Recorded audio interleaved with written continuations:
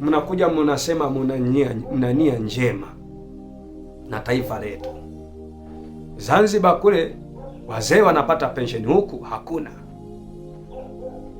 Ziko nchi zilizoendelea ambazo masuala tu ya utalii wana kangaloo si nini tu vidogo tu, lakini unakuta vinatoshea taifa. Kila mwisho wa mwezi, nifuatia kitu kama Australia, kila mwisho wa mwezi watu wasiojiweza wanalipwa $1,000. $1,000 ambayo ni sawasawa kama sina, kwa sababu dola 100 ni kama $200,000. Sasa inawezekana kama milioni hivi kila mwisho wa mwezi, yani $1,000 hivi, milioni kama hivi naweza nikasema, au na zaidi, wanalipo. Hongera kwa kuwa, yani inakuwa ni hongera kwa kuwa mwananchi wa taifa hili. Ndio maana kule uwezo ukakuta omba. Sisi huku kwetu tuna rasilimali nyingi, omba kila kona utawaona. Tunakuja sindo wahubiri, tunalazimisha hubiri injili. Injili ipi sasa? Injili ipi sasa? Kwa sababu hata hao wenyewe washirika wetu wakiingia mitaani wanakutana na migambo. Wanataka tuhubiri ipi? Injili kwani ni kuweka usawa, kuhubiri juu ya dhuluma, kwamba mambo ya dhuluma yasiwepo. Ndio taifa letu hili walao Mungu atalibariki. Sasa hivi nimekuwa nashangaa sana kwa tunapanda migari mingine kutoka inawezekana mikueche kabisa. Haiwezekana, haiko sawa. Wakati mwingine inawezekana madereva hawana lesson. Wakipita tu wakifika kwa traffic unakuta kashuka conductor pale kwa hiyo basi. Achana hizi zingine kubwa ingasi hizo kubwa sio kwa makini, ile hizi ndogo anashuka na shangaa kaishika ila mkono anaenda tu anashikishana na traffic. Alafu umetuwekea mule toa taarifa kuhusiana na rushwa. Mnatupa kazi ngumu nyie. Mnatupa kazi ngumu. Mpaka wanapokea rushwa hawa matrafiki. Utakuja utaona mishahara midogo. Ila nyinyi huko juu, mbunge milioni 10 maposho ya kila wiki wanayo. Kila vikao na hakika mkikutana ni miposho. Hizo pesa zingetumika kuzigawa sawa. Nchi yetu mbona ingekuwa kama Eden? Yes. Shalom to Mungu. Nianze kwa utambulisho huu kwanza. Jina langu naitwa Mchungaji Olam Marco Changala. Awali ya yote ni kwamba mwaka jana 2025 mwezi wa 10 tarehe 21, mimi nilinusurika kutekwa na akaja akachukuliwa mshirika wangu badala ya mimi.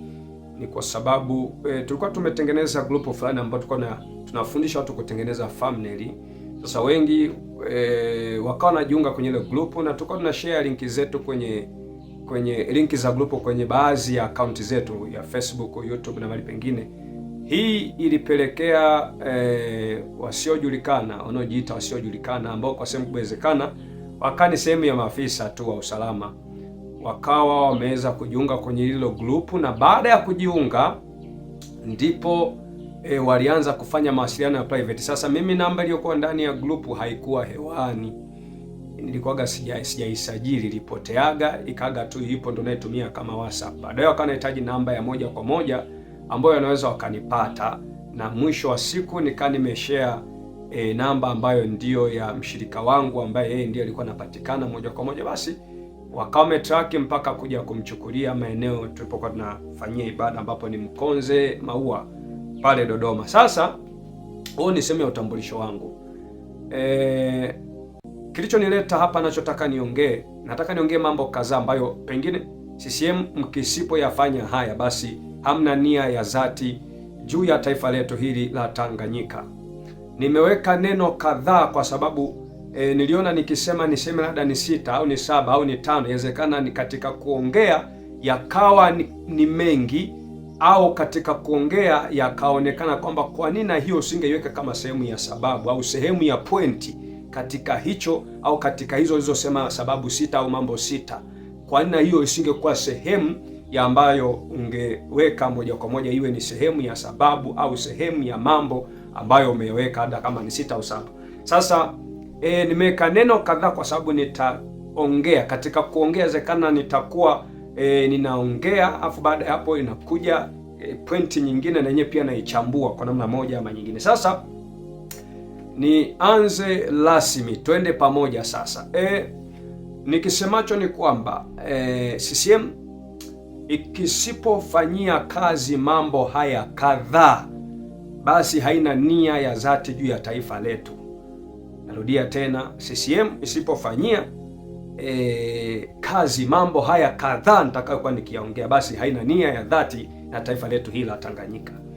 Na baada hapo mwishoni nitaweka nini kifanyike, na mapendekezo yangu nitaweka pia, lakini pia nitaweka hitimisho, kwa sababu sasa inawezekana kwa namna hii tunavyokuwa tunaongea hivi, ziko jamii zetu huwa zinatishika kuhusiana na usalama wa sisi tunaoongea, lakini pia wako ambao wanajitafsiri wao ndio wenye dunia, ndio wenye kuamua, ndio wenye kudhibiti yoyote, hata kama anaongea vitu vina ukweli kiasi gani, huanza kuwa na vitisho vya hapa na pale.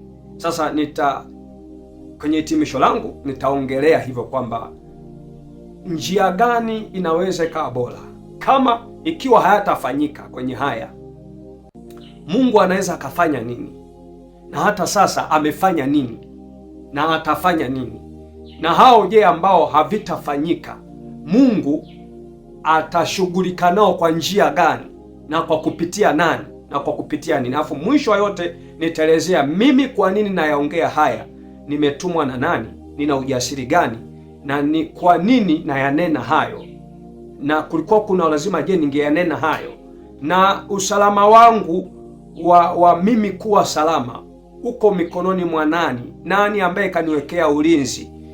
Nitayaongea yote. Sasa nianze kuchambua.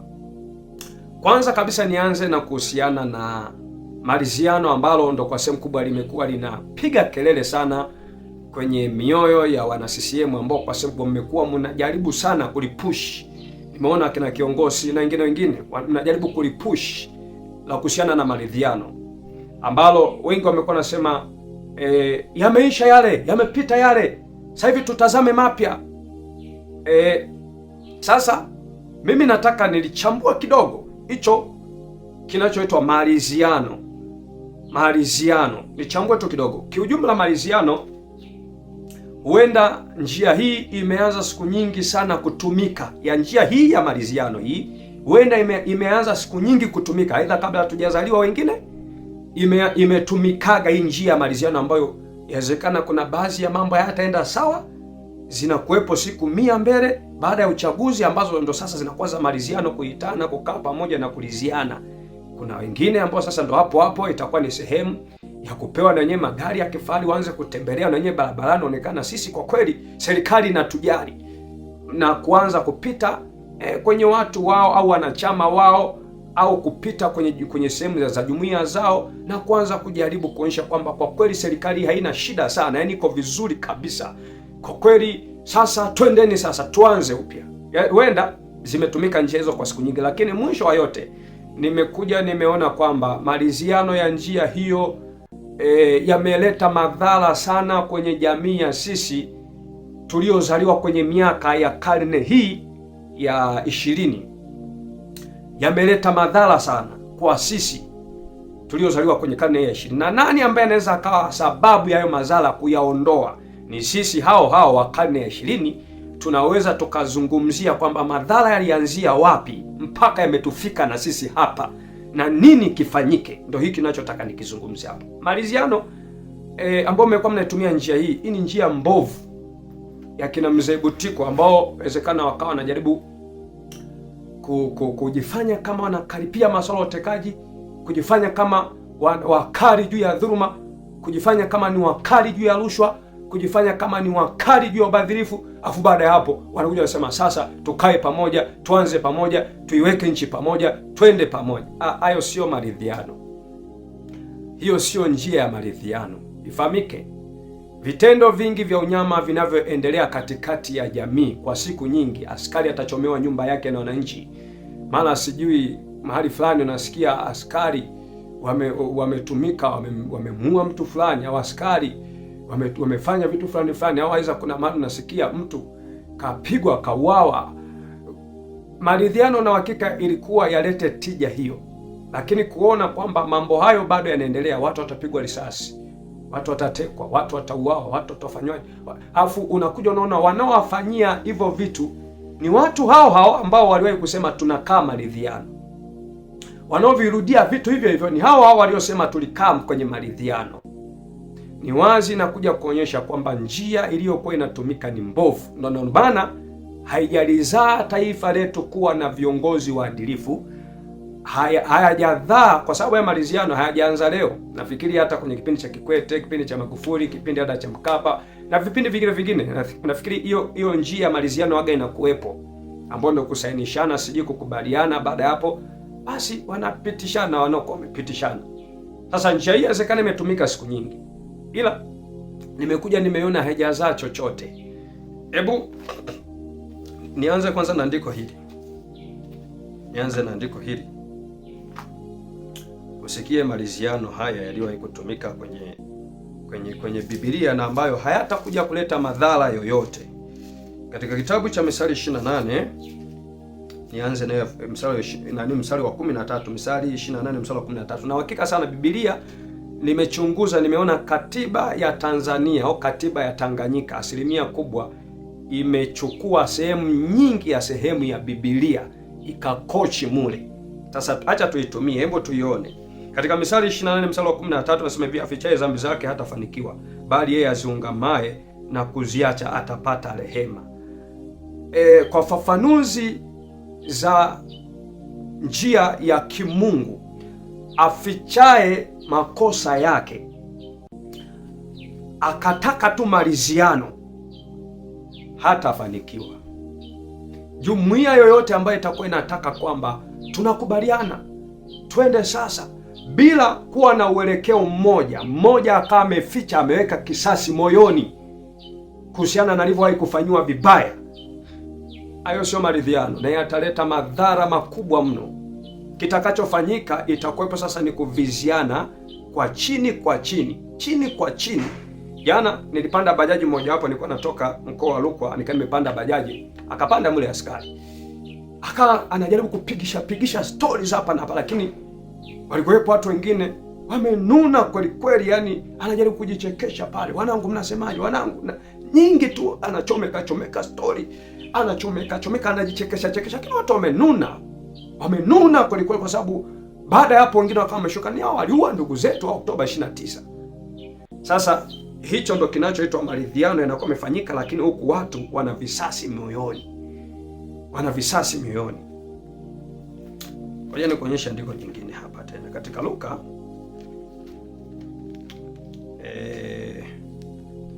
Nisome Matendo ya Mitume hapa, alafu nitasoma na Luka. Acha tuchambue kidogo. Nimeanza neno la maridhiano. Matendo ya Mitume mstari wa sura ya 3 mstari wa 17, maandiko yanasema hivi, basi sasa ndugu, najua ya kuwa mlitenda haya kwa kutokujua kwenu, kama na wakuu wenu walivyotenda, lakini mambo yale aliyoyahubiri Mungu tangu zamani kwa kinywa cha manabii wake wote, ya kwamba Kristo wake atateswa, ameyatimiza hivyo. Asema mstari wa 19, asema basi, mstari wa 19 asema tubuni basi mrejee, ili dhambi zenu zifutwe, zipate kuja nyakati za kuburudishwa kwa kuwakwe kwake Bwana. Mstari wa 19 nirudia, asema tubuni basi mrejee, ili dhambi zenu zifutwe, zipate kuja nyakati za kuburudishwa. Tubuni mrejee. Hapa kuna maneno walikuwa mitume wanayahubiri. Hawa watu wakaendelea kuwasikiliza, wakajaribu kuwakumbusha, mlimtesa Yesu, mlimsulubisha Yesu. Hii Mungu alikuwa akaweka mtego, lengo aje awaonye. Mkishaonyeka mkaamua kukiri na kusema kweli tulikosea, ndipo msamaha anauleta wa dhambi juu yenu. Ndipo zinakuja nyakati za kuburudishwa, nyakati za kukubaliwa. Sio tu ile ambayo tukubaliane sasa, hukiri makosa yako. Kwa mfano kama hapa wanajaribu kuambia mlimsulubisha. Hebu nirudie hapa mstari wa 18, nasema lakini mambo yale yaliyohubiriwa Mungu. Nirudie 18, nasema lakini mambo yale aliyoyahubiri Mungu tangu zamani kwa kinywa cha manabii wake wote, ya kwamba Kristo wake atateswa, ameyatimiza hivyo. Ateswa na nani? Utakuja utaona ni Wayahudi walimtesa. ndo anawakumbusha mlimtesa, mlitenda vibaya. Nirudi tena Matendo ya Mitume sura ya 2 mstari wa ngapi hapa? Mstari wa 37. Sasa walipoyasikia hayo wakachoma mioyo yao, wakamwambia Petro na mitume wengine, tufanyeje ndugu zetu? Nasema Petro akawaambia, tubuni mkabatizwa kila mmoja kwa jina lake Yesu Kristo mpate ondoleo la dhambi. Mpate ondoleo la dhambi. Tubuni. Kutubu ni kukiri, kuweka wazi kwamba kweli hapa tulikosea. Ndipo sasa makubaliano huanza. Nimeona Samia alikuwa anasema kwamba haiwezekani, alikuwa anasema kwamba lazima tufanye vitu fulani ndio maliziano yaje. Hiyo sio serikali. Hiyo sasa itakuwa sio serikali, sio dola hiyo. Yaani mpaka tufanye vitu ndo kuliziana kwenye. Hata Mungu mwenyewe hasamei mtu mwenye kiburi. Hakubaliani na mtu mwenye kiburi.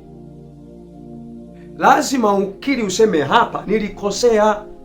Ndipo yanakuja maridhiano ya kukubaliwa aidha na uliyemkosea. Ndipo kukubaliana kuna kuwepo. Ikiwa wewe mwenyewe mtoto wako akikosea huwa unamchapa, ndo njia ya kumrejesha, kama kupatana tena upya, kwamba usirejee tena, usirudie tena, na yana kuwepo maonyo, usirejee, usirudie tena. Sasa inawezekana kuna namna ambayo wanataka malizeni, ila hawataki ukumbushe kwamba kuna namna kilichopelekea, sababu inakuwepo. Waliandamana tu, walishinikizwa, walitoka nje ya nchi. Baadaye tena kuja nasimama bunge sema tuombee wale waliouawa siku ya maandamano. Si walitoka nje ya nchi, nyonye mlisema. Wameharibu miundombinu. Haya, waliokufa hutoi idadi. Kwako miundombinu ni bora kuliko waliokufa. Kwani lazima toeshe? Ndo kutubu. Kutubu kunakamilika huko, lakini kumeenda mbali zaidi. Ni kukiri vile ulivyowahi kukosea zaidi, kujaribu kuonyesha kwamba kwa kweli tupasa tupate adhabu tu kulingana na maamuzi yetu mabovu, kulingana na maamuzi yetu ya hovyo. Tumekosea hapa na hapa na hapa na hapa. Ndipo baada ya hapo unarejesha sasa, ndugu zetu tufanyeje? Ikiwa wananchi watalizia na kusema kwa kuwa mmekiri, wanaweza wakasema basi endelee kuwepo yeye mwenyewe, kwa sababu kama ameligundua kosa lake. Aidha kama wataona kwamba kwa kweli sisi kwa namna hiyo hatuhitaji mtuongoze, basi wewe utatakiwa ukae pembeni, wao wachague mwingine. Sasa wanatuma tu viongozi wa CCM, kina kiongozi na wengine wanawatuma tu. Wakishawatuma tena wanaanza kuambia yani hiki ndio chama pekee kinachohubiri amani. Ingine mwacheni mama afanye kazi, mume namsema sana. Watu wanasema kwa kuwa wanaona kuna ndugu zao walitekwa, kuna ndugu zao waliuawa, ndio maana wanasema wacheni waseme. Mnataka maridhiano. Nisome mnaandiko jingine hapa katika Luka. Luka 23 hapa. Sikia maandiko haya. Luka 23. Luka 23 mstari wa 39 sasa hivi, na mtu mmoja wa wale wahalifu waliotangulia alimtukana akisema, je, wewe sio Kristo? Jiokoe nafsi yako na sisi pia. Lakini yule wa pili akajibu akamkemea akisema, wewe humwogopi hata Mungu? Nawe katika hukumu hiyo hiyo. Nayo ni haki kwetu sisi, kwa kuwa tumepokea malipo tuliyostahili kwa matendo yetu, bali huyu hakutenda lolote lisilofaa. Kisha akasema, Yesu, nikumbuke utakapoingia katika ufalme wako. Yesu akamwambia, amini nakwambia leo hivi utakuwa pamoja nami peponi. Kwa nini Yesu amkubali yule afu yule mwingine amkatae? Huyu ukaamua kukiri wazi kwamba kwa kweli Yesu huna hatia kabisa. Yaani sisi tena anasimama upande wa Yesu na kumuonya huyo mwingine anayemtukana Yesu kwamba aisee, wewe unakosea, uogopi hata Mungu. Sasa cha ajabu utakutana CCM wote mmeungana, wote mmeungana. Kila mtu huyu atasimama anakwambia kila mtu abaki kwenye taasisi yake, usiingilie. Mnasahau kwamba katiba inaruhusu mwananchi kutoa maoni yake. Kwani akiwa kiongozi wa dini haruhusi kutoa maoni yake? Yaani mumeamua kupatana wote kwenye ubaya, tukiri kwamba ubaya ndo wema. Wote mnaamua kukubaliana kwamba hivi ndo maliziano. Yaani hakuna hata mmoja anayekiri tulikosea. Hakikishia hayo sio maridhiano. Hiyo ni kutengeneza njia ya maviziano. Hata watu wakihoji ndugu zetu waliotekwa wako wapi, hamkiri na kuonyesha kwamba tunafanya nini, kwa sababu sasa tu mnakuja walishinikizwa, waleta machafuzi, waleta uharibifu, ndio maana tutumia nguvu kubwa. Watu waliwahi kuandamana tokea nchi ya Tanganyika imewahi kutokea, inawezekana kwenye kipindi cha wakoloni waliwahi kuandamana, nadhani kama Kagera hivi kama sikosea, kwenye kipindi cha wakoloni kukuta Tanganyika nzima watu waliandamana, hajaitokea. Mnasema tu walishinikizwa na watu wa nje, walichochewa. Unaacha kurudi nyuma hatua kadhaa. Kuna wakati iliwahi kutokea hao viongozi si wa kisiasa waliwahi kuwashinikiza watu waandamane, watu hawakuandamana.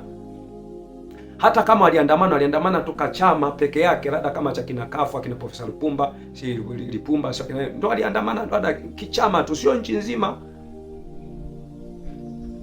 Mnaacha kurudi mgundue kwamba akina Afani Polepole walitekwa na walikuwa wanaongelea masuala hayo ya watu wanaoteka watu ambao walikuwa wanajitokeza, polisi tukawapoteza, msiwatafute. Wanaongelea kwamba hawa wana uwezo wa kudhibitiwa, hawa wanatajwa akina Mafwele waliteka watu. Ni kabla hiyo uchaguzi ifahamike. Tunaingia kwenye uchaguzi, watu walikuwa wanaendelea kutekwa hapo. Huku Polepole jaribu kusema jamani, tukae kwanza chini, tuweke wazi mabaya yetu yote ya kuvuta kula kwa njia nenda. Paka anaongea vile, manake ameona sasa amejaribu kushinikiza kwa viongozi wake, wao wenyewe wamekataa, hawataki kupita njia. Ameona acha tumwage mchele kwenye kuku tu wengi, kila mtu ajue nchi yetu imefikia wapi. Makaa ya mawe ambayo sasa migodi yenyewe unakuta tu haieleweki, uje si gesi, nchi zingine wananunua 2000, si kwetu tunayo, lakini unakuta tunauziwa bei hii, si ndo makaa ya mawe, hii si ndo machinga, vyote kuoneka wazi. Wakina Gwajima kuna wakati fulani nilikuwa namsikiza akanasema kwamba kupita kuwa rais sio shida, shida kutawala nchi iliyo meguka.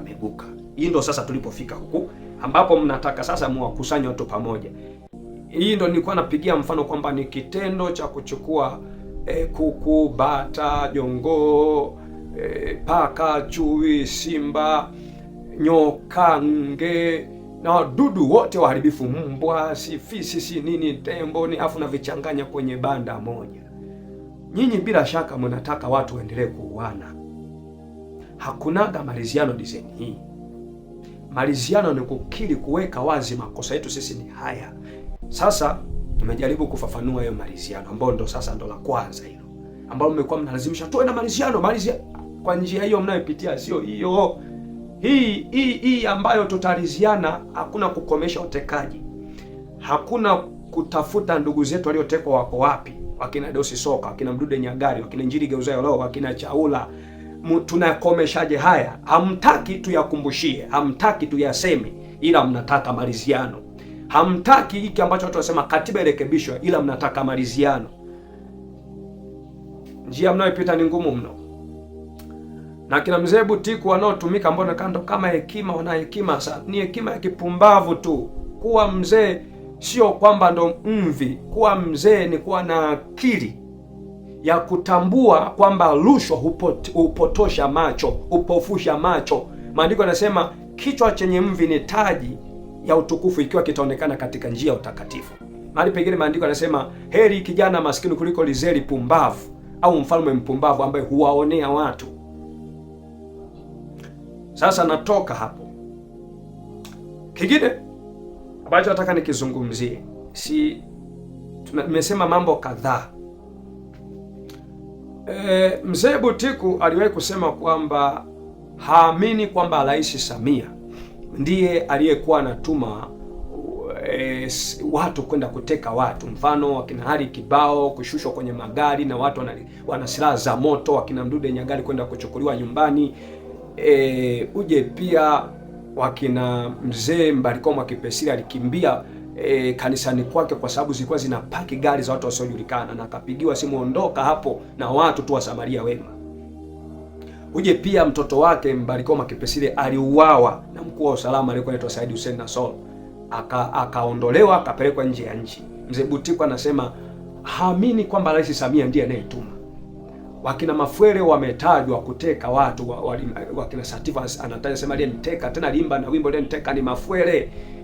Au Mfalme Polepole siku anatekwa, kaka yake anakuja anatoa taarifa, anasema aliyemteka ni Mafwele. Kaingia manake kwenye historia ya kutajwa karibia mara 2. Yuko yule si Felisi Buriani anasema hawa tukiwapoteza wanaombeza rais, tukiwapoteza polisi msiwatafute. Jaji huyu mzee Butiko anasema haamini kama rais ndiye anayetuma. Sasa vya kufanya ni nini ili rais ajisafisha, aonekane kwamba yeye haushiki kutuma kabisa watu wakateke watu? Ifahamike, nilisema kwamba nitatoa klipu ya kuchambua hivi vitu. Siamini kwamba Rais Samia ndiye aliyetuma. Rais Samia atakiwa afanye haya kwa mujibu wa sheria. Vitengo vya afisa usalama au vitengo vyote vya polisi, si mahakama, si nini, vyote viko chini ya rais, isipokuwa bunge tu ndo liko chini ya rais. Ana uwezo wa kuwawajibisha hao kwa kuwafungulia kesi za jinai, kuondolewa kwenye kazi, alafu na kufunguliwa kesi ya jinai na kuwekwa ndani. Kama aliua, naye atakiwa auawe, na ndo kazi ya kiongozi anaitwa mtawala. Some maandiko. Najua hata katiba yenyewe inataja kwamba vitengo vyote isipokuwa tu Bunge la Jamhuri ya Muungano wa Tanzania ndo haliko chini ya rais, kwa sababu lenyewe ndo linaweza likamtoa rais na aweza likapiga kula rais ainguliwe. Najua hiyo kitu, naifahamu hiyo kitu, lakini rais ana uwezo wa kumwondoa askari yoyote, afisa usalama yoyote, au jaji yoyote, kwa sababu vyote hivyo viko chini ya mamlaka yake. Kama yeye hatumi, achukue hatua hizi. Katika kitabu cha Warumi sura 13 mstari wa kwanza kabisa nianze, nasema kila mtu naitii mamlaka iliyo kuu, kwa maana hakuna mamlaka isiyotoka kwa Mungu, na ile iliyopo imeamriwa na Mungu. Sasa wahubiri matapeli na wachungaji wote wanatumiaga andiko hili kwa juu tu hapo, ila nataka nilisome mpaka chini usikie. Mstari wa pili asema hivyo, amwasie mwenye mamlaka ushindana na agizo la Mungu, nao washindanao watajipatia hukumu. Kwa maana watawalao hawatishi watu kwa sababu ya matendo mema, bali kwa sababu ya matendo mabaya. Nirudie mstari wa 3 asema, kwa maana watawalao hawatishi watu kwa sababu ya matendo mema, bali kwa sababu ya matendo mabaya. Basi wataka usimwogope mwenye mamlaka, fanya mema, nawe utapata sifa kwake, kwa kuwa yeye ni mtumishi wa Mungu kwako kwa ajili ya mema. Lakini ufanyapo mabaya, ogopa, kwa maana hauchukui upanga wake bure, kwa kuwa ni mtumishi wa Mungu alipizaye kisasi mtenda mabaya kwa ajili ya ghadhabu. Yeye yupo kwa ajili ya kulipiza mabaya kwa hao wanaotenda mabaya, na yupo kwa ajili ya kulipa mema kwa hao wanaotenda mema. Sasa sisi wengine tunaojaribu kukemea utekaji, tunaojaribu kusema kwamba masuala hayafai, utashangaa vinakuwepo vitisho. Mimi nakwambia nilinusurika kutekwa kwa kukemea haya, akaja akachukuliwa mshirika wangu akiishi kama ndio mimi, kwa sababu kuna wakati walikuwa wanahitaji namba yangu. Mimi sikujua kama ndio wao, ila nilikuwa nahisi nilipotuma namba ya mshirika wangu, sababu ya kwangu haikuwa hewani, ndo hapo ikawa chanzo cha kumtraki na wakamchukua. Sasa Rais Samia anapozisikia taarifa kama hizo, na mimi nilipokuwa nimeenda polisi, tuliulizia, ingawa nilibahatika kuingia kituo kimoja, vingine sikuingia kwa sababu nilianza kupigiwa na baadhi ya watu simu kwamba usiende sasa, acha waende watu fulani. Tuliulizia vituo vyote vya pale Dodoma, kasoro tu kadhaa cha UDOM na mahali pengine. Kituo ambacho ndicho ambacho alipokuja kutoka mshirika wangu alisema ndipo alipofikishwa. Tulifika na pale tunauliza, wasema hayupo hapa. Ila baadaye kuna kijana akaja akatoka kwenye kile kituo ambacho alichokuwa amefungwa au amewekwa ndugu yangu kwa kwenye yale maficho, kwani kituo cha Namtumba Dodoma pale. Katoka ndo akaja akatupigia simu akasema huyu ndugu yenu yuko pale. Tunaenda napo, anasema hayupo. Baada ya kutoa taarifa kwenye mitandao ya kijamii kwamba huyu kashikiliwa na rasio na OCD fulani, ana malengo gani, ana nia gani, ndo wakaja wakamwachia.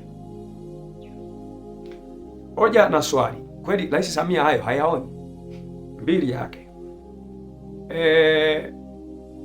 Gwajima alipokemea masuala ya utekaji, ndipo hatua zilichukuliwa kubwa juu ya kanisa lake kufungiwa. Swali, aliyeagiza kanisa lifungwe ni nani? Kama rais hanufaiki na masuala ya utekaji, kwa nini afungie kanisa la Gwajima? Mwenye mamlaka ya kufungia kanisa ni nani? Kama ni yeye, basi pengine masuala ya utekaji anahusika. Kama husiki, hao waliolifungia kanisa la Gwajima alichukua hatua gani wakati Gwajima alikuwa anakemea masuala ya utekaji? Alichukua hatua gani? Maanake pengine wao ndio wanaohusika. Haya, mzee Mbarikiwa Mwakipesile, mtoto wake aliuawa. Mbarikiwa kalalamika, akawekwa, yeye ndo akaja akawekwa jela kwa kuto kusajili kanisa, wakati kanisa lenyewe usajili zinasikia alifuatilia. Sasa hayo mimi nisiongee. Mtoto wake kauawa, kalalamika, kapewa kesi kwamba anasambaza taarifa za uongo. Kaja mzee Mbarikiwa Mwakipesile kaja kashinda ile kesi na upande wa jamhuri ambao ulikuwa inamshitaki. Hiyo jamhuri ni nani? Yuko nyuma yake. Aya, unasema Rais Samia hausiki, anachukua hatua gani? Na nimesoma hapa maandiko yanayosema kwamba yeye yupo kwa ajili ya kumlipiza wabaya na wema, kwa ajili ya ghadhabu ya Mungu. Yeye ni mtumishi wa Mungu. Afu pia ifahamike kuwa kiongozi, kuwa rais ni kuwa mtumishi wetu kwa mujibu wa katiba ya Tanzania au ya Tanganyika iliyoundwa mwaka 1977. Nisome na andiko jingine mahali fulani, nitaka nilisome hapa, ila nitaelezea tu kwa sababu ya muda. Nadhani nishalisoma ile jingine linajitoshea. Siku Danieli aliposhitakiwa kwa hila na kwa uongo akatupwa kwenye tundu la simba, siku ilipogundulika Danieli hakuwa na hila yoyote, ila alisingiziwa na wale mawaziri. Mawaziri waliingia badala yake, wakatupwa na wenyewe kwenye ile tundu la simba. Mordekai alipokuwa anatafutwa kwa hila na waziri wa wakati ule, baadaye Mordekai onekana hana hila, yule waziri ambaye ndio Haman aliingia badala yake. Hiyo ndo kawaida jinsi ilivyo. Mtu anayekuwa anatunga hila, rais ukishagundua, natakiwa wewe umchukulie hatua. Kitendo cha kuto kumchukulia hatua mtu huyo, ni wazi basi uko nyuma ya yeye, Kama hauko nyuma ya yeye, mchukulie hatua. Huyu maafisa anaotajwa au anaosema tusi tukiwapoteza polisi msiwatafute, ilitakiwa wawepo jela kwanza. Wao wanahojiwa mumepoteza kina nani na mnapoteza kwa njia gani. Na sasa hivi imefika hatua kumtaja rais, watu wanaogopa. Mimi mwenyewe ndugu zangu wengine wakanipigia simu, kuna siku moja wale comment moja hao sema, wewe unashindana na nguvu usioweza kuiweza, tutakushughulikia. Sasa unishughulikia mimi kwa kipi? Nahamasisha watu kuwa watu hapa. Ndio mwisho wa siku nikaja nikaona kwamba hiki kinachofanyika ambacho rais inawezekana hachukui hatua zozote kwa hao watu wanaokuwa wanatisha watu, whether pengine anafurahishwa na hayo mambo, lakini ukweli kabisa katiba ilimtaka yeye awashughulikie hao, na kitendo cha kuto kuwashughulikia manake yeye ana uhusiano na hivyo. Haya, hapo nimechambua, nadhani itakuwa imeeleweka. Nyingine ambayo nataka nizungumzie kuhusiana na rasilimali sasa za Tanganyika. Bila kufanya haya maelekezo au mambo haya ninayozungumzia hapa, na hakikisheni CCM hamna nia njema kwa taifa la Tanganyika. Kwanza nianze, nilisikia Zanzibar wazee wanapewa pension. Ingawa kiongozi akanajaribu kujibu kwamba kule wenzetu wako ni wachache, milioni 2. Kwa kwetu sisi huku tuko wengi, kwa jibu jepesi. Sasa ni hivi, na sisi tuna rasilimali nyingi. Tuna mbuga za wanyama, tuna Katavi, tuna Mikumi, tuna Ngorongoro, tuna Serengeti, tuna mlima ya Kilimanjaro, tuna madini, ambapo alipokuwepo Magufuli alikuwa anasema nchi sio masikini. Sasa nyinyi kwanza kusema sisi hatujiwezi, ni maskini, nyinyi wenyewe mnayasema, kwa sababu pengine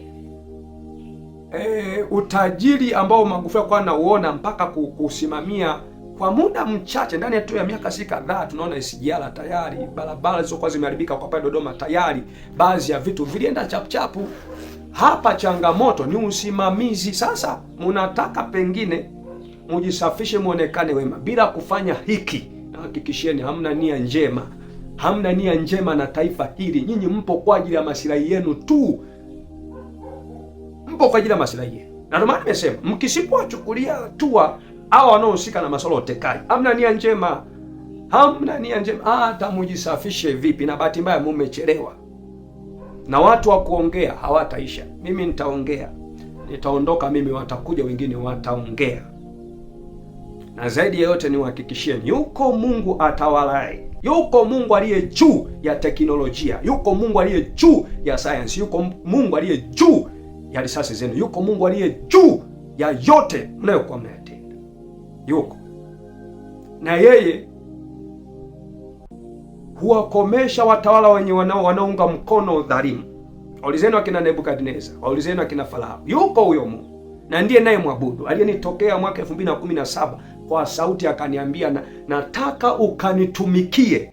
Na muamini huyo Mungu, na sitakuja kumwacha, na nitamtumikia kwa moyo wangu wote na kwa nguvu zangu zote. Nimekusudia kama nitaishi kwa haya, na nahisi Mungu anaenda kulikomboa taifa hili la Tanganyika. Haya, nazungumza nini? Nazungumza hii ambayo nayozungumzia kuhusiana na rasilimali ambazo tulisikia Humphrey Polepole kwa anasema kwamba makaa ya mawe unakuta yamepigwa, si manini yanapigwa, ambao kuna mengine wale kukamatwa kwenye mkono, tunasema si bilioni 5. Sasa hiyo ni madini gani? Mimi sijatulia kidogo kufuatilia, ila yalikamatwa kwenye mkono, akasema ni yana bilioni 5, bilioni kama si 10, si ngapi, 10 kati ya hivyo. Halafu anakuja anakabidhiwa mtu mgodi huo kwa bilioni 5. Mnatuchezea, afu mnasema mna nia njema, mnataka maliziano. Hatutaki maliziano design hii. Kweli sisi ndo ambao tukute mnasimama kabisa hadharani mnajinadi matibabu yatakuwa bure. Hivyo havikutakiwa kuahidiwa. Hivyo ni haki ya kila mwananchi kupata matibabu kwa uhakika. Ilikuwa ni haki kwa sababu kuna kodi watu tunazilipa. Bado hatuzungumzia hayo madini, hatuzungumzii mbuga za wanyama, kuna kodi tunalipa. Sasa cha ajabu unakuta miundombinu haiendi vizuri, uje maji hayapatikani, umeme haupatikani, uje sina maana kwamba upatikani kabisa, vinapatikana, lakini ni vile ambavyo vya kuegesha sana. Unakuja unaona kama hivi bima ya afya, yani tukipewa basi watu watakuwa tuanze kupongeza asante. Hivi hatakuwa hata tuseme asante kabisa, kwa sababu tukiangalia kama mnasema taifa hili ni masikini, mabasi mlioyanunua yale kwenye kipindi cha kampeni mengi yale, mlitoa wapi zile pesa? Magari mnaotembea si mishahara ya wabunge milioni 10 na maplupu na maposho, mnatoa wapi hizo pesa? Hivi kweli kuwa kiongozi ni wewe kwenda kula rasilimali peke yako na familia yako? Kwa sababu mimi na uhakika mlio viongozi wengi, hata kama kuna mabasi walikuwa wanajaribu kusema sio ya kwangu yaliyochomwa basi ya viongozi yale, si ndo Esther. Imekuwa inafahamika mtu kisha kuwa kiongozi, basi inaonekana kana kwamba wewe ni njia kutajirika, wewe na ukoo wako na jamii yako. Unakuta kisha kuwa kiongozi, ukoo na jamii yako yote inaanza kula uhakika, kuvaa uhakika, matibabu ni kama uhakika.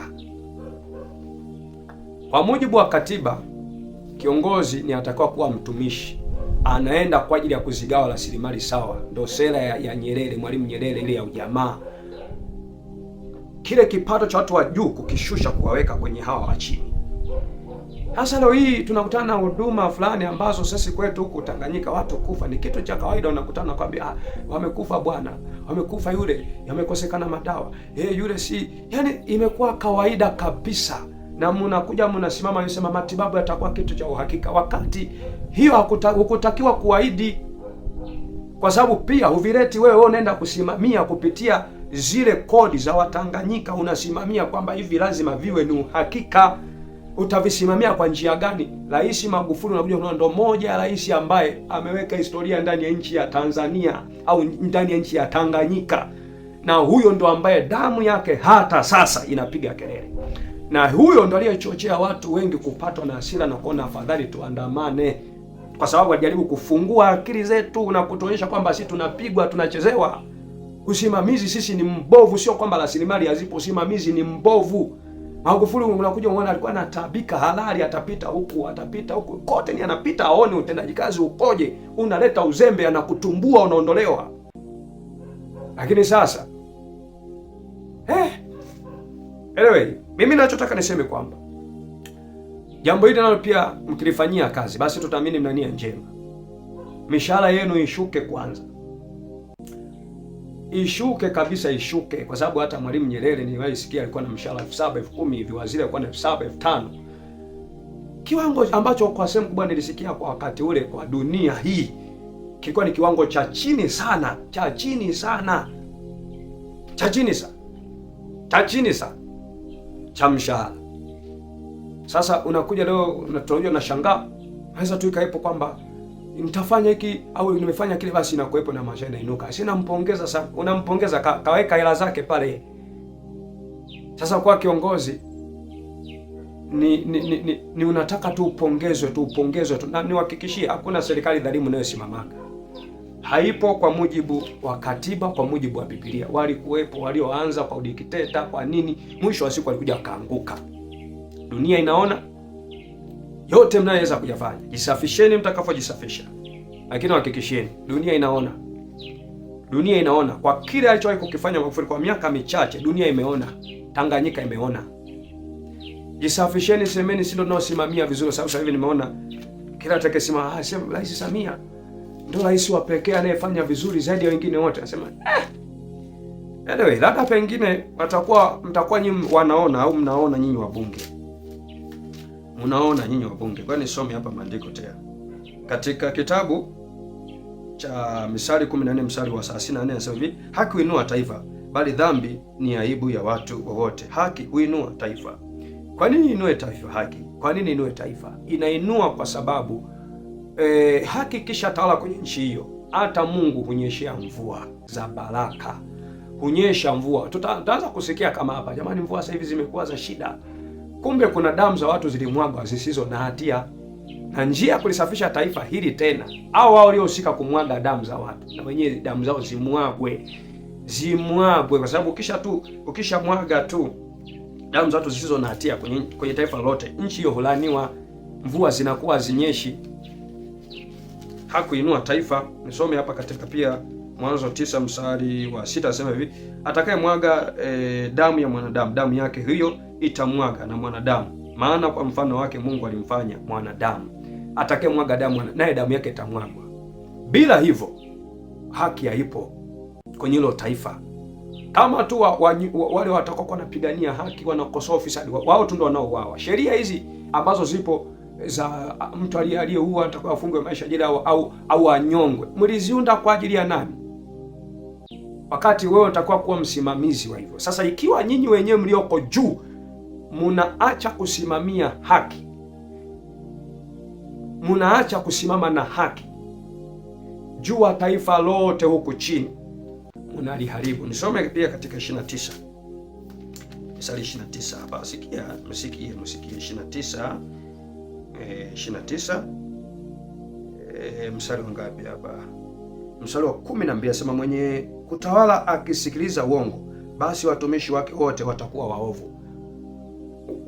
Tukisema mwenye kutawala akisikiliza uovu au akisikiliza wenye uongo tunamaanisha wanaokuwa wanadanganya, wanaokuwa wanafanya, yani unakuta atakusifia, aisee wewe ndio rais wa kweli bungeni, aisee mama kafanya sana, mara si wame, aisee huyu machawa sasa na wenyewe ni kusifia, aisee hongera sana, yani sasa hivi naona mambo yamekuwa mepesi, bima yafa watu 6, aisee mama kafanya kwa pesa zake. Mnasikiliza uongo, na kabisa unarizika na uongo.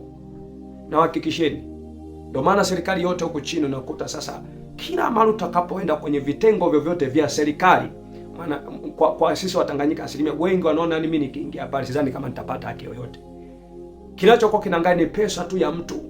Na hapo pia si pesa tu, likiwa kama jambo hilo linamhusu mtu mkubwa aliyehusika kumfanyia mtu fulani, unakuta lina chengesho. Baada hapo wewe bwana tu ili ungeachana nalo. Nikisemacho ni hiki kwamba haki huinua taifa kwa mujibu wa Biblia nilivyoweza kusoma. Nini nachokizungumzia hapa? Nazungumzia rasilimali. Rasilimali zilikuwa kazi yake zigawiwe kwa watu sawa. Kama hazitagawa sawa, hazitagaiwa sawa, maanake kwenye hospitali huduma iwe ni kitu cha kawaida kupata, yani ile ya uhakika. Madawa ni uhakika kwa sababu ndo kazi ya kodi. Ndo kazi ya kodi. Au hata kama watu hawatapata bure, basi zitashuka gharama. Watu wanakufa wanafia hospitali, wanakuta wamekosa madawa. Matibabu ni ghali. Yaani sasa hivi mtu kwenda hospitalini anakwambia nimepoteza yani milioni nzima tumetumia, ni kitu cha kawaida tu. Sasa nenda vijijini, pita vijijini, maisha walio nayo wananchi ni pako nakona hurumia. Kuna maana nilipita lupo, watu wanaumwa kweli kweli, kiasi kwamba ni imefika hatua kwenye ule mji, kulingana na hali jinsi ilivyo, yani kupata ujauzito, kujifungua salama sio kitu cha uhakika.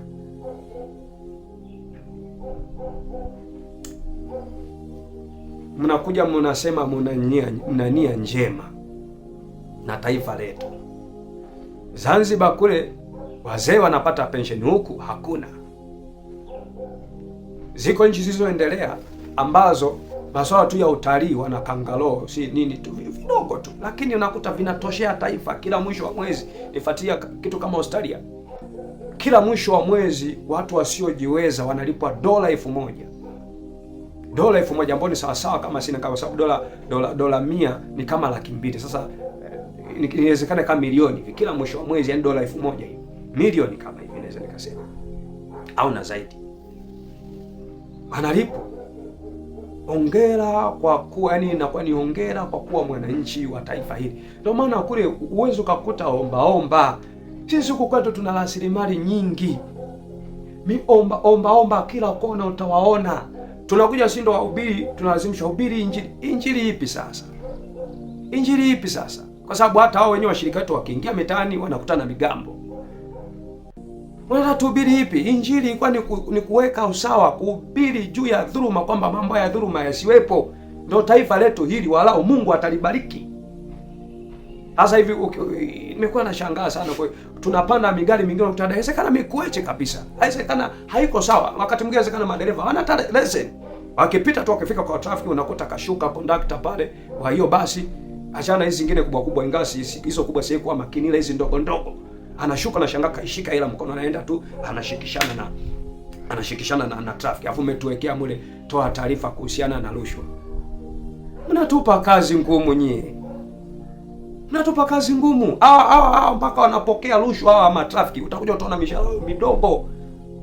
Ila nyinyi huko juu, mbunge milioni 10 maposho ya kila wiki wanayo.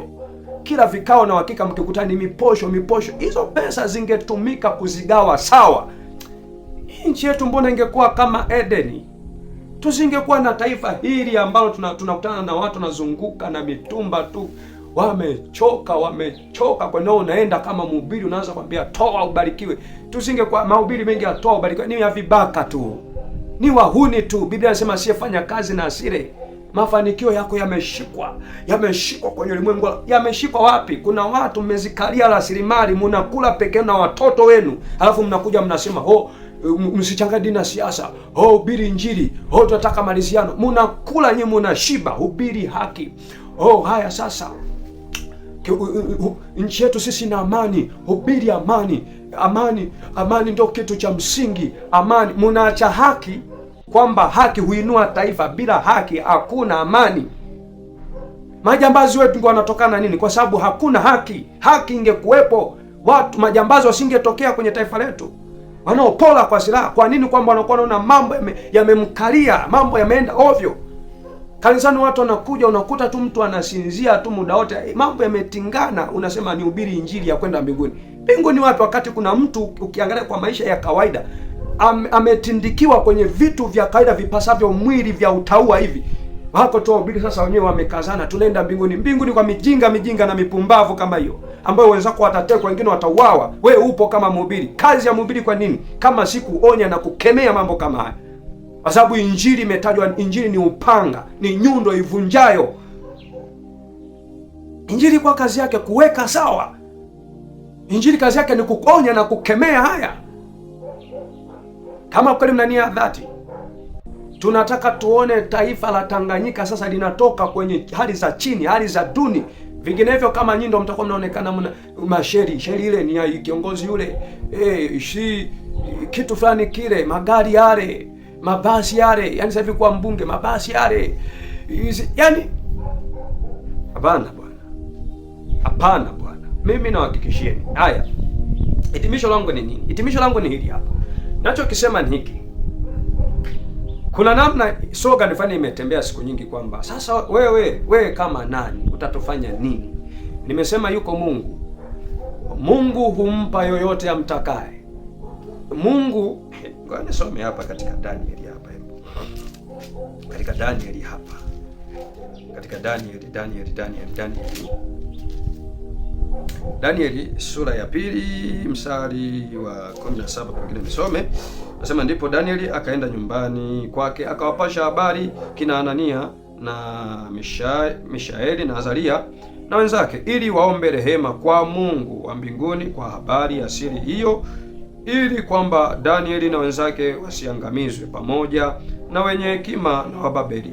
Mstari ngapi nisome? Mstari wa 21 kwa sababu ya muda.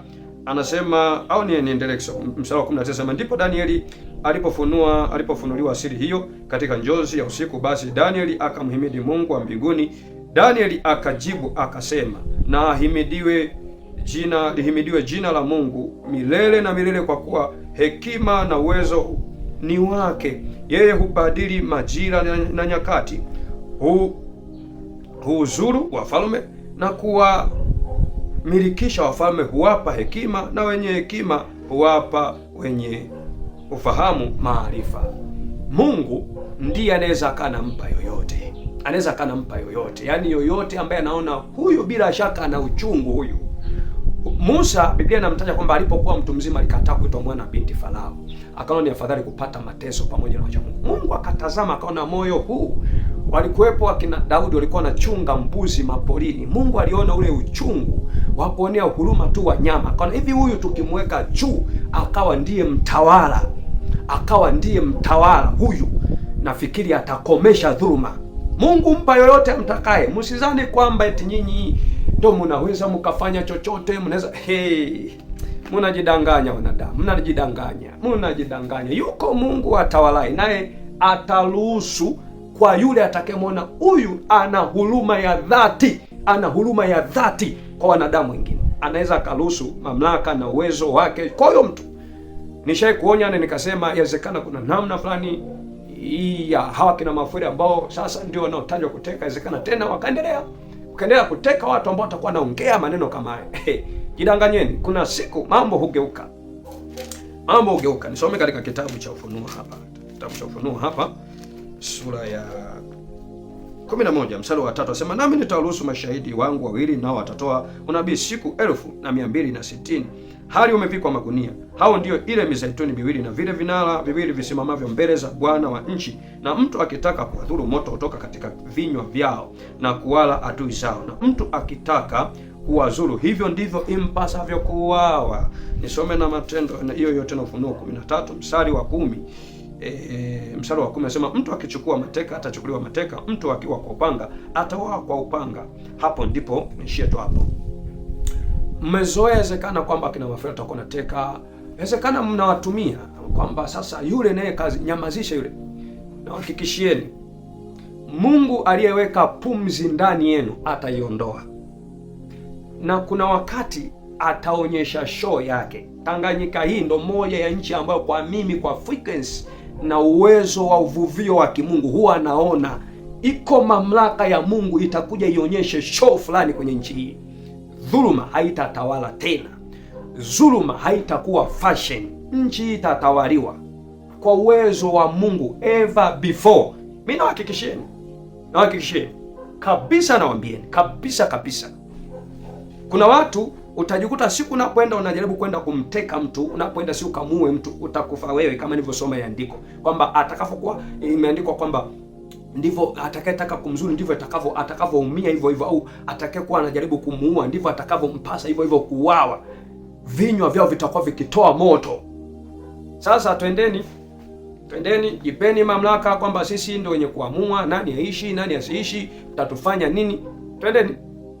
Ili hitimisho langu tu, mimi nawaonya na kuambia kwamba tubuni zipate kuja nyakati za kurejeshwa, na kutubu kwenyewe ni kukiri, kuweka wazi, na ikiwezekana kujiona kwamba sistahili hata kuwa kiongozi. Jishushe, toka kwenye madaraka, sababu sasa hata bunge lenyewe tungesema kwamba kwa mujibu wa katiba kwamba bunge ndio lina uwezo kweli kuchunguza kuhusiana na tuma za rais hizo ambazo inawezekana wanakuwa wanamuhisi rushwa na mauaji. Lakini sasa bunge lenyewe inawezekana wako tu wote ambao watakuwa hoja ya mama imepita hiyo. Sasa bunge lenyewe limekosa kabisa hata nguvu ya watu walisikilize. Ilikuwa ni bunge lifanye hivyo, lakini sasa nyinyi ndio mnayokuwa tunaunda tume ya uchunguzi. Rais ndio uunde mwenyewe. Bunge limekosa nguvu. Kila kitu sasa kipo kama kwenye mikono yenu. Naambia hapa amebaki Mungu na ataonyesha show. Ikiwa Mungu amekutusudia, ikiwa Mungu ameliona taifa hili, na hakika kuna jambo litafanyika. Na hata sasa nimeona Mungu atafanya jambo. Hata nyamaza hata milele. Iwe kwa kuishi kwangu, iwe kwa kufa kwangu, nitaona wokovu wa Mungu, kwa sababu ndani yangu hata Roho Mtakatifu hunishuhudia ya kwamba taifa hili litatoka chini ya uteka na utumwa huu wa siku nyingi. Nimalize kwa kusema hongera kwa kunisikiliza, mtu ambaye sina hata sifa. Fuatilia historia yangu. Nimezaliwa Dodoma, kijiji cha Biawana.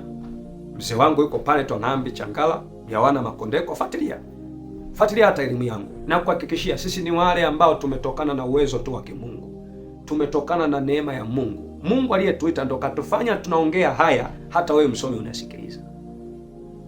Mungu huyu aliyetubadilisha hivi, aliyebadilisha fikra zetu, aliyobadilisha maisha yetu hivi, na kuhakikishia kuna wakati hamtaamini macho yenu, ataonyesha show kwenu. Hongera kwa kunisikiliza. Nimaliza kwa kusema ni sauti ya mtu aliye kutoka nyikani, anasema itengenezeni njia ya Bwana, nyosheni mapito yake. Heri mtu yule atakaye endelea kusimama katika wajibu ambao Mungu amemwacha aendelee kusimama nao. Tazama, Mungu mhukumu wa haki wa kila mtu anakuja kulipa malipo kwa kila mtu. Si Mungu yule ambaye tuliambiwa na wazungu wa mawinguni, bali ni mwenye haki anakuja, ambaye ndiye atasimama kuhukumu hii dunia hii, ataipanga dunia hii Tanganyika hii ataipanga yeye mwenye haki ndo atakaosimama yeye kudhibiti rushwa, kudhibiti uhalifu. Na hii ndio maana neno Maranatha. Amen. Asante.